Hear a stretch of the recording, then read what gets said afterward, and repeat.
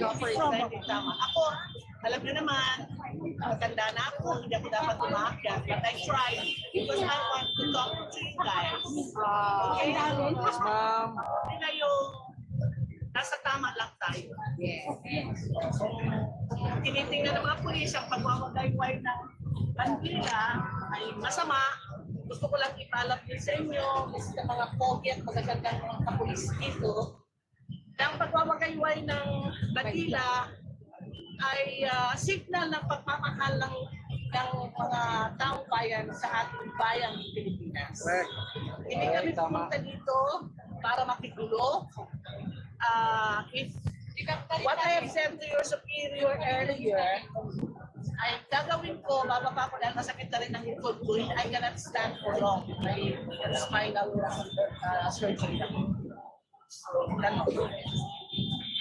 So, ma'am, paano kayo next week? Baka hindi na kami pala. Well, I spoke to CPCP. In fairness, this is owned by the Catholic Bishops' Conference of the Philippines. So this is a private property. We need to ask permission from the Cura Parroco. Or we need to look for a place here na Freedom Park. Ay, hindi natin kailangan ng permit. Hindi naman kailangan ng mga pulis dyan nasa area of ano lang nila. They cannot do like this na, I don't know, are you harassing us? Mga police, are you harassing us or what? Oh.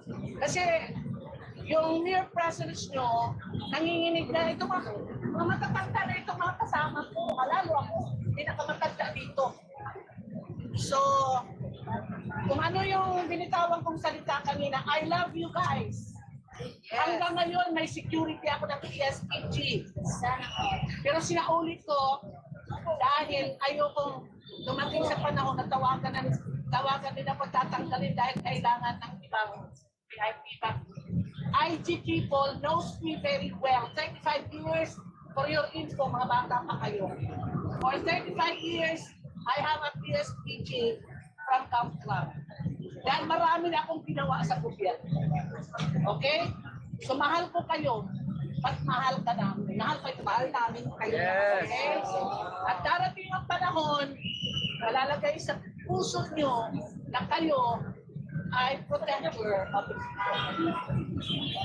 Ayaw ko lang na ngayon, dahil ito lang naman ay prayer, ano to? Meeting. Prayer meeting. Ako'y nagsawsaw lang dito, nagdala lang ng pagkain. Thank you, ma'am. Thank you, ma'am, sa pagkaito. Thank you. Ingat po kayo. Salamat po. Ingat po, ma'am. Ingat po kayo, ma'am.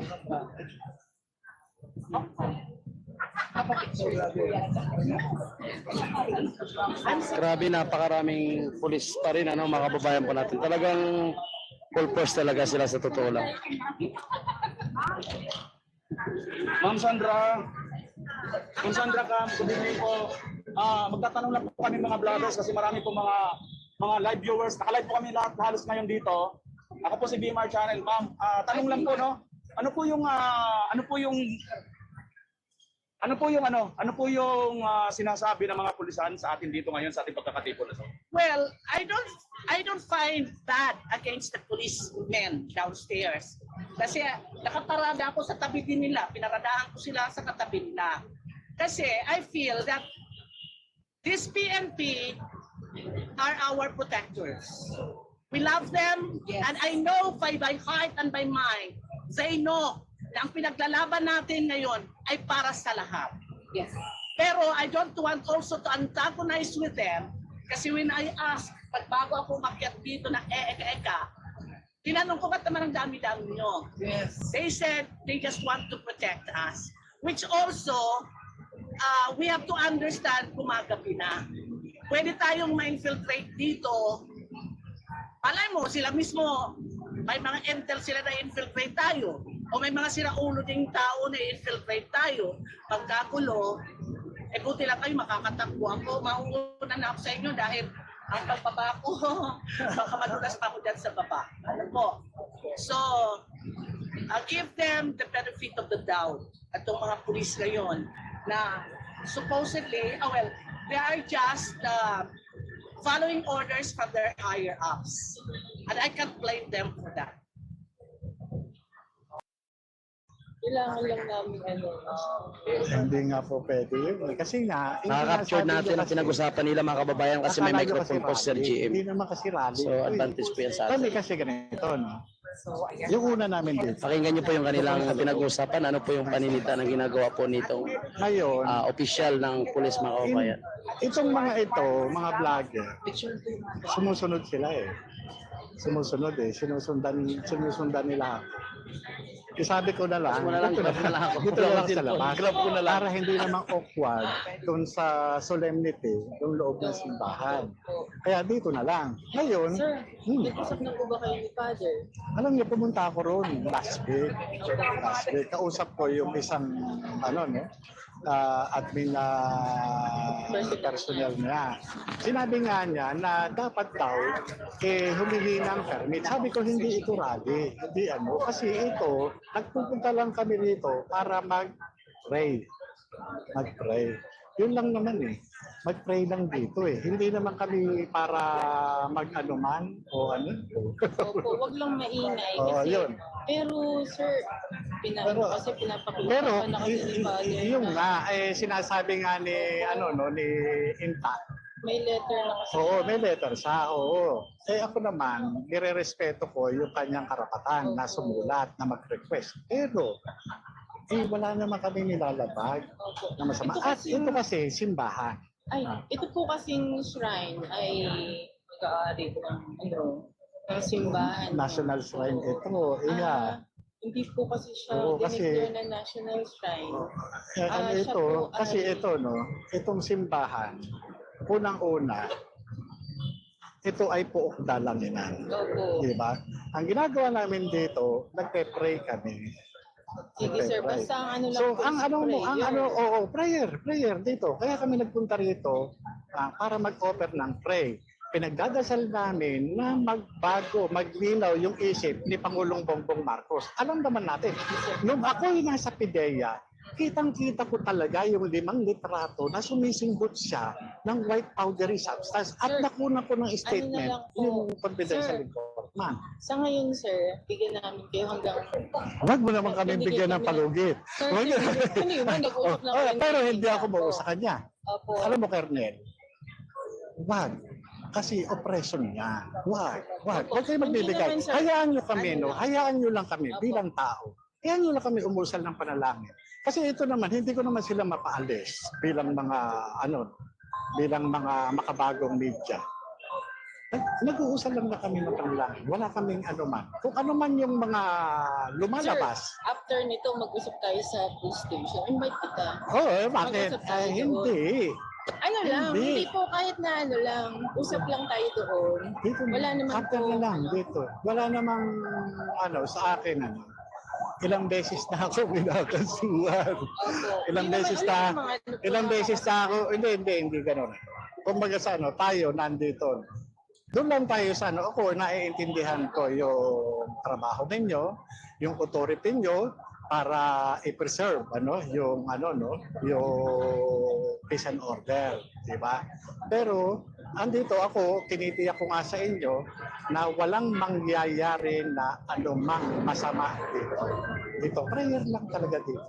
Prayer lang. Oo, sir. Kung ngayon yung sinasabi ni Father na kinakailangan na huwag kami makagambala, ginagawa naman namin para hindi kami makagambala. Kaya nga kami dito sa labas. Kasi pagka doon kami sa loob, siyempre naman, napaka-awkward. May mga ganyan, tapos nagpe-pray yung mga tao. Sir. Kahit nga ako, yung prayer ko kanina, Opo. putol-putol na eh. Sir, next time, muna po kayo kay Father ng permission para magamit yung shrine. Mag-uusap kami na pero sana naman yung Kung gusto niyo panalangin. po magsama tayo, punta tayo kay Father, samahan kitang Mag-set na lang tayo ng araw. Opo, Oo, makipag-meet tayo kay Father. Ikaw ang D3? Station commander po Dito? ng Eastwood Police Station. Sa Eastwood. Para po hindi tayo Ano class ka ate? class 2004 po ako. Opo. Para Magiging hindi dyan lang, naman. para maayos lang po yung permit natin na makapaggamit ito. Sige. Pag tayo. Basta ito, makakaasa ka. Anong first name mo? Grace po, Grace. Grace. Ano po, sir? Pwede ko pong makuha number mo. Oh, sige, 0917. Wait. Okay, thank you, ma'am. Yan. Anong tanong natin kay ma'am? Ayan mga kababayan. 1,195 live viewers, paki-like po at paki-share. At kasama pa rin po natin si Ma'am. Gold. Teka lang. Andito pa rin po mga kapulisan sa likod natin. Kaya ma'am, ganda ni ma'am, no? Mukhang kinakausap doon sa likod si ito mga kababayan.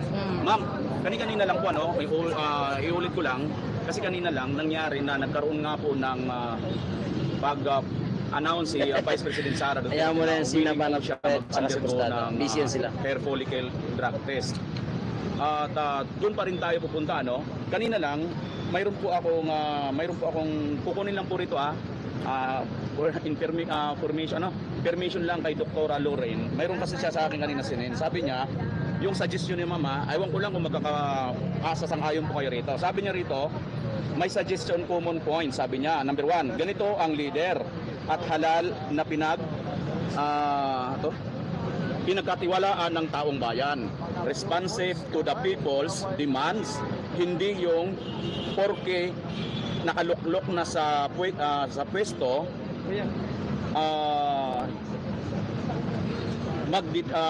magdidemanda na. Ganon. Number 2, the VP is honoring the sacred contract she entered into with the Filipino people. Sabi niya. Number 3, this is what we should demand from our leaders in position of authority, power, and influence. Number 4, if the VP Sara test positive, we demand that she is step down. Yun na yung ano natin kanina, di ba? Step down. Ngayon, then just pose with how BBM in Young Gons and Tambaloslos response plus how others leaders respond, others suggestion. Nagtanong siya sa akin, ito po yung suggestion ko. Ngayon, yun yung suggestion ni Dr. Loren. Yung suggestion ko po, sabi ko suggestion ko po ito. Pag napatunayang positive, kulong kasi pagtataksil sa bayan. Sang-ayon ba kayo mga kababayan at kayo? Sangayon po. Definitely sangayon. Kasi positive. Tapos hindi yan labag yan po sa konstitusyon po, sir. Hindi po dapat under ang isang public officer or kahit na sinong public official, empleyado ka pa sa gobyerno, na nagagamit ka ng pinagbabawal na substance po. So kung ang argument po dyan na tanong nyo po, sir, na kung dapat ikulong, dapat lang po. Diba? Kasi paano yan mamumuno sa taong bayan? Diba? Hindi niya magagampanan yung tungkulin niya as official ng bayan. Ayan. Maraming salamat, Mama. At sa napaka-game na game mo ano. Ano po ba ang inyong kung kayo? Kasi yun lang ako eh. Yun kasi yung na pag-usapan lang namin kanina. So, nagbigay lang ako ng aking suggestions. Kasi sabi ko, tama nga naman yung sinasabi nyo. Dahil pagtataksil po yan sa taong bayan, yung mapapatunayan na positibo ka pala, tapos hindi ka nagtapat. Di ba? Oo. Ang masasabi ko po, sir, yan po ngayon ang dapat gawin ng lahat ng official.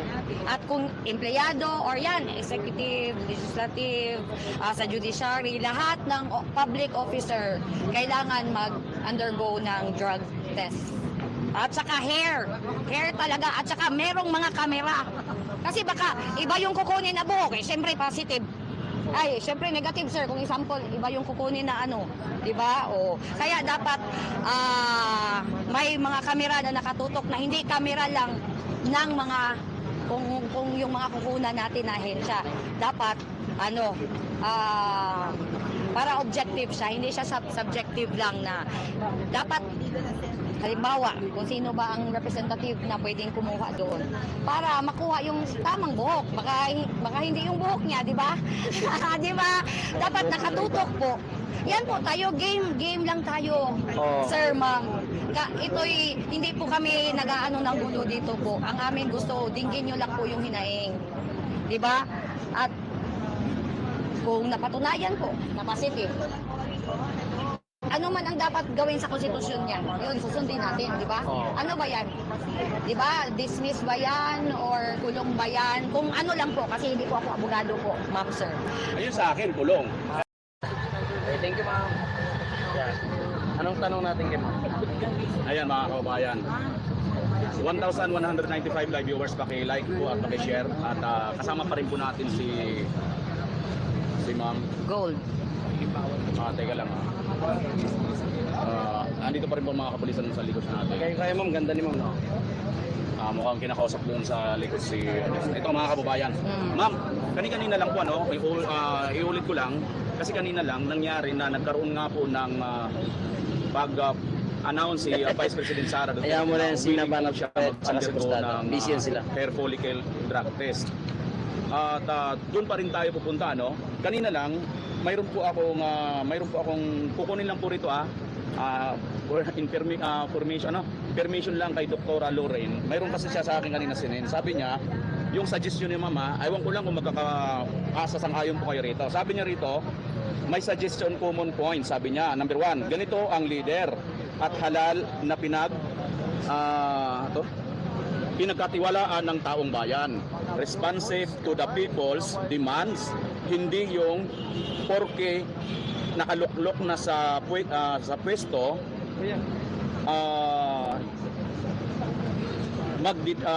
magdidemanda na. Ganon. Number 2, the VP is honoring the sacred contract she entered into with the Filipino people. Sabi niya. Number 3, this is what we should demand from our leaders in position of authority, power, and influence. Number 4, if the VP Sara test positive, we demand that she is step down. Yun na yung ano natin kanina, di ba? Step down. Ngayon, then just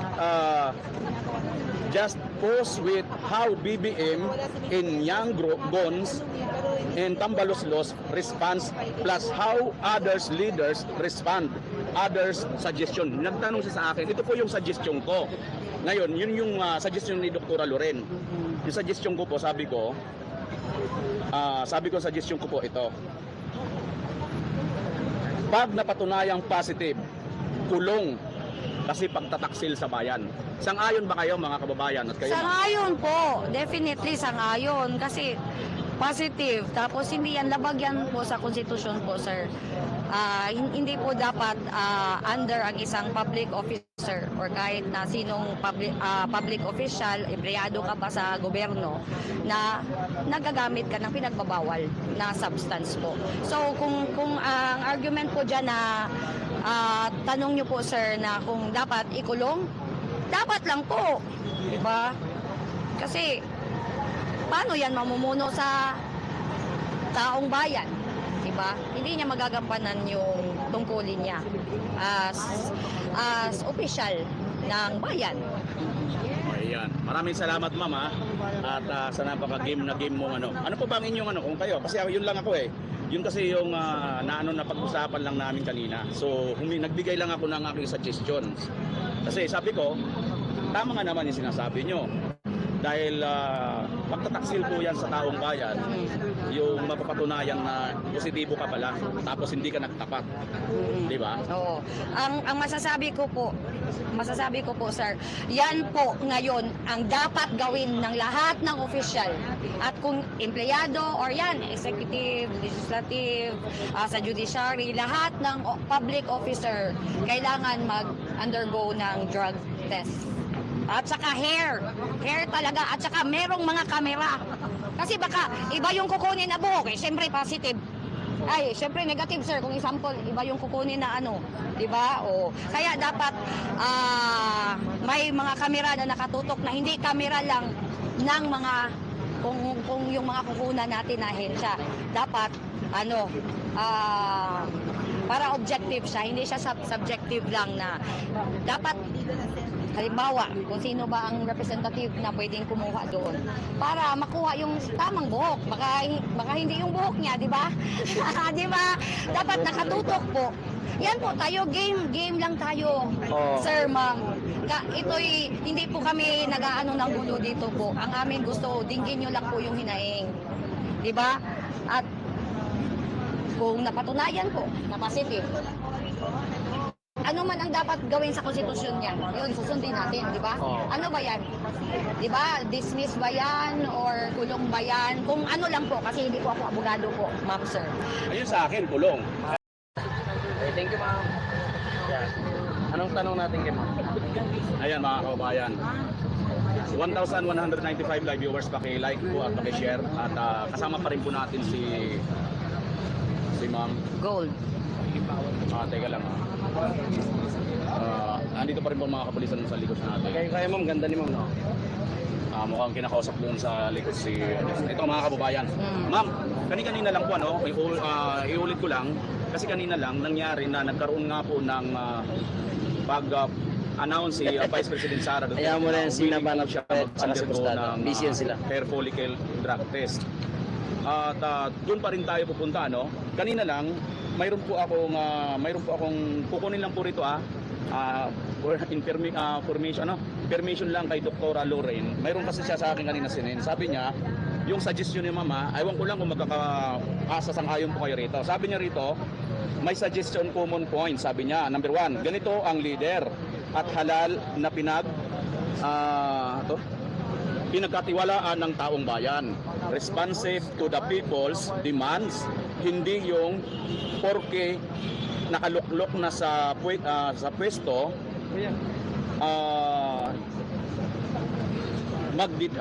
magdidemanda na. Ganon. Number 2, the VP is honoring the sacred contract she entered into with the Filipino people. Sabi niya. Number 3, this is what we should demand from our leaders in position of authority, power, and influence. Number 4, if the VP Sara test positive, we demand that she is step down. Yun na yung ano natin kanina, di ba? Step down. Ngayon, then just pose with how BBM in Young Gons and Tambaloslos response plus how others leaders respond, others suggestion. Nagtanong siya sa akin, ito po yung suggestion ko. Ngayon, yun yung suggestion ni Dr. Loren. Yung suggestion ko po, sabi ko suggestion ko po ito. Pag napatunayang positive, kulong kasi pagtataksil sa bayan. Sang-ayon ba kayo mga kababayan at kayo? Sang-ayon po. Definitely sang-ayon. Kasi positive. Tapos hindi yan labag yan po sa konstitusyon po, sir. Hindi po dapat under ang isang public officer or kahit na sinong public official, empleyado ka pa sa gobyerno, na nagagamit ka ng pinagbabawal na substance po. So kung ang argument po dyan na tanong nyo po, sir, na kung dapat ikulong, dapat lang po. Diba? Kasi paano yan mamumuno sa taong bayan? Diba? Hindi niya magagampanan yung tungkulin niya as official ng bayan. Ayan. Maraming salamat, Mama. At sa napaka-game na game mo ano. Ano po ba ang inyong kung kayo? Kasi yun lang ako eh. Yun kasi yung na pag-usapan lang namin kanina. So, nagbigay lang ako ng aking suggestions. Kasi sabi ko, tama nga naman yung sinasabi nyo. Dahil pagtataksil po yan sa taong bayan, yung mapapatunayan na positibo ka pala, tapos hindi ka nagtapat. Di ba? Oo. Ang masasabi ko po, sir, yan po ngayon ang dapat gawin ng lahat ng opisyal. At kung empleyado or yan, executive, legislative, sa judiciary, lahat ng public officer kailangan mag-undergo ng drug test. At saka hair talaga, at saka merong mga kamera. Kasi baka iba yung kukunin na buhok, syempre positive. Ay, syempre negative, sir, kung example, iba yung kukunin na ano, di ba? O kaya dapat may mga kamera na nakatutok na hindi kamera lang ng mga kung yung mga kukunan natin na ahensya. Dapat para objective siya, hindi siya subjective lang na dapat halimbawa kung sino ba ang representative na pwedeng kumuha doon para makuha yung tamang buhok. Baka hindi yung buhok niya, di ba? Di ba? Dapat nakatutok po. Yan po tayo, game lang tayo, sir, ma'am. Ito'y, hindi po kami nag-aano ng gulo dito po. Ang amin gusto, dinggin nyo lang po yung hinaing. Di ba? At kung napatunayan po na positive, ano man ang dapat gawin sa konstitusyon niya, yun, susundin natin, di ba? Ano ba yan? Di ba? Dismiss ba yan? Or kulong ba yan? Kung ano lang po, kasi hindi po ako abogado po, ma'am, sir. Ayun sa akin, kulong. Okay, thank you, ma'am. Yan. Anong tanong natin kay ma'am? Ayan mga kababayan. 1,195 live viewers, paki-like po at paki-share. At kasama pa rin po natin si Ma'am. Gold. Teka lang. Andito pa rin po mga kapulisan sa likod natin. Kaya ma'am, ganda ni ma'am, no? Mukhang kinakausap doon sa likod si ito mga kababayan. Ma'am, kanina lang po iulit ko lang kasi kanina lang nangyari na nagkaroon nga po ng announce si Vice President Sara Duterte. Ayaw mo na yan sila ba na siya saka si Gustavo. Busy yan sila. hair follicle drug test.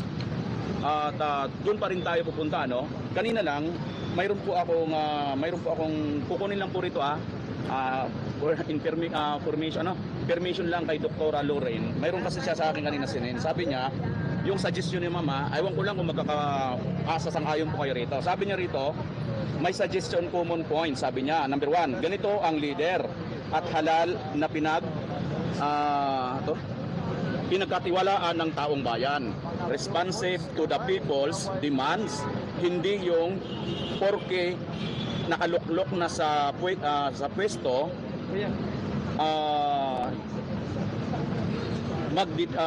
magdidemanda na. Ganon.